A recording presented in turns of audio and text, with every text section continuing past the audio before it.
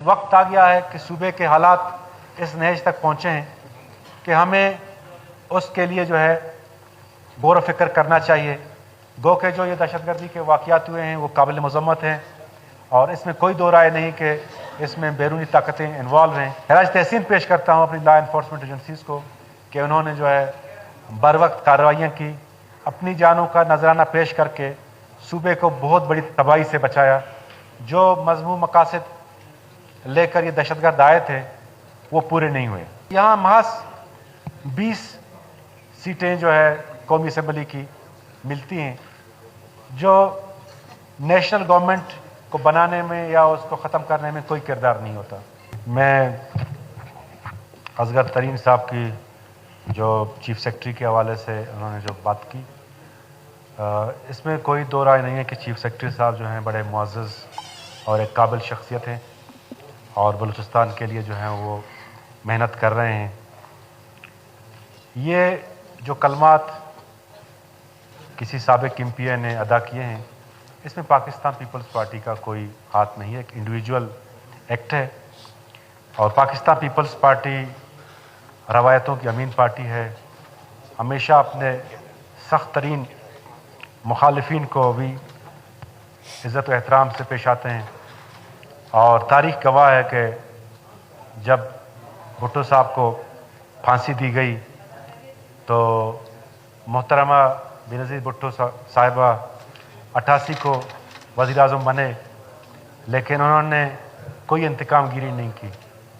जब मोहतरमा का वाक़या हुआ, जरदारी साहब 2008 में प्रेसिडेंट बने और पाकिस्तान पीपल्स पार्टी की हुकूमत बनी, तो उन्होंने रवादारी और बर्दाश्त का आला मिसाल कायम किया। और जरदारी साहब की जो है हमेशा पॉलिसी रही है कि मफाहमत और हर किसी के साथ मफाहमत। तो ये किसी की ज़ाती राय हो सकती है। चीफ सेक्रेटरी साहब हमारे लिए काबिल एहतराम है और हम उनको हमेशा कदर की निगाह से देखते हैं। जहाँ तक ये करारदाद जो मोरक साहब ले आए हैं, मैं समझता हूँ कि ये इंतहाई अहमियत का हामिल है और बलूचिस्तान के मसाइल के साथ ये करारदाद जुड़ी हुई है। बलूचिस्तान में जो मारूजी हालात बने हैं उसके मुख्तलिफ वजूहात हैं। एक्सटर्नल फैक्टर्स बहुत ज़्यादा है और यहाँ अंदरूनी इंतशार और अंदरूनी इख्तलाफात और अंदरूनी जो मामलात हैं उससे कतई नज़र, लेकिन ये बात अपनी जगह पे जो है मौजूद है कि बलूचिस्तान के लोग जो हैं सियासी हवाले से वो मेन स्ट्रीम नहीं हुए हैं। बलूचिस्तान में जो पॉलिटिकल प्रोसेस है वो उस तरह नहीं है जिस तरह बाकी सूबों में है।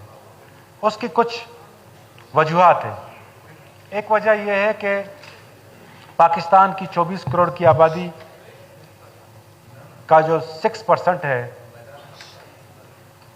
1 करोड़ 40 लाख आबादी बलूचिस्तान में रहती है और ये आधे पाकिस्तान पे जो है ये सूबा मुहित है।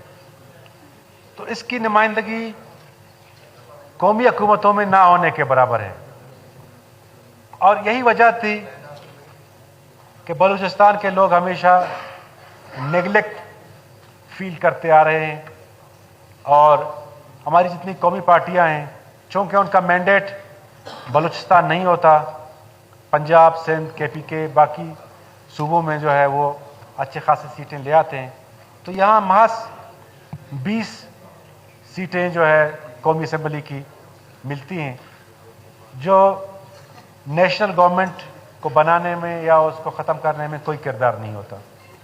तो इस वजह से बदकिस्मती से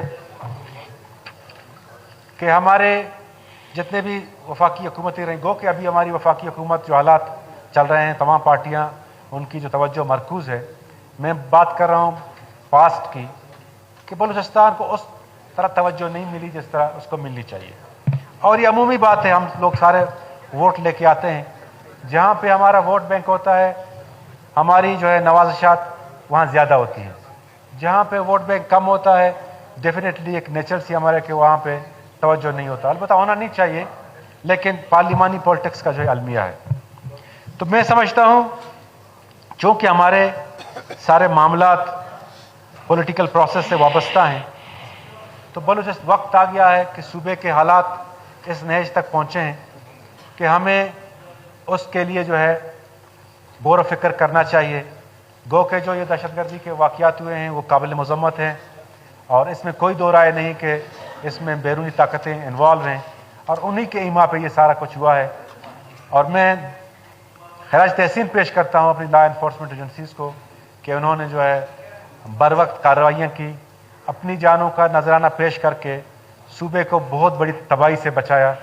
जो मज़मूम मकासद लेकर ये दहशतगर्द आए थे वो पूरे नहीं हुए।